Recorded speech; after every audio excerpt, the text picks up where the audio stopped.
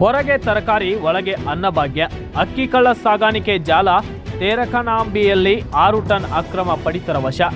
ಗುಂಡ್ಲುಪೇಟೆಯಲ್ಲಿ ಅನ್ನಭಾಗ್ಯಕ್ಕೆ high tech ಆಗಿ ಕನ್ನ ಹಾಕಲಾಗ್ತಾ ಇದೆ. ಅಷ್ಟೇ ಅಲ್ಲದೆ ಹೊರಗೆ ತರಕಾರಿ, ಖಾಲಿ ಕ್ರೇಟ್, ಒಳಭಾಗದಲ್ಲಿ ಅಕ್ರಮ ಅಕ್ಕಿ ಸಾಗಾಟ. ಹೀಗೆ ಅನ್ನಭಾಗ್ಯ ಅಕ್ಕಿಗೆ ಕನ್ನ ಹಾಕಲಾಗ್ತಾ ಇದೆ ಅಂತ ಈಗ ಸುದ್ದಿಯೊಂದು ಬಂದಿದೆ.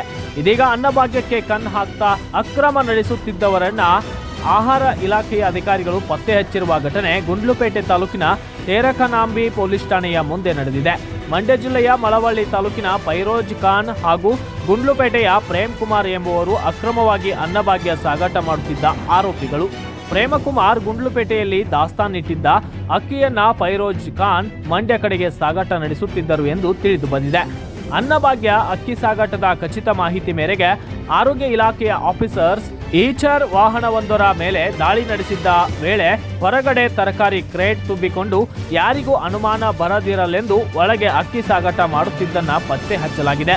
ಕಾರ್ಯಾಚರಣೆ ವೇಳೆ 6,250 ಕೆಜಿ ಅಕ್ಕಿಯನ್ನ ವಶಪಡಿಸಿಕೊಳ್ಳಲಾಗಿದ್ದು 10 ಕೆಜಿಯನ್ನ ಪ್ರಯೋಗಾಲಯಕ್ಕೆ ಕಳುಹಿಸಲಾಗಿದೆ.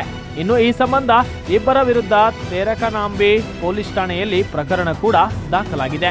ಬ್ಯೂರೋ ರಿಪೋರ್ಟ್ ರಂಗುಪುರ ಸುರೇಶ್, ಸಂಕಲ್ಪ ನ್ಯೂಸ್ ಕನ್ನಡ, ಗುಂಡ್ಲುಪೇಟೆ.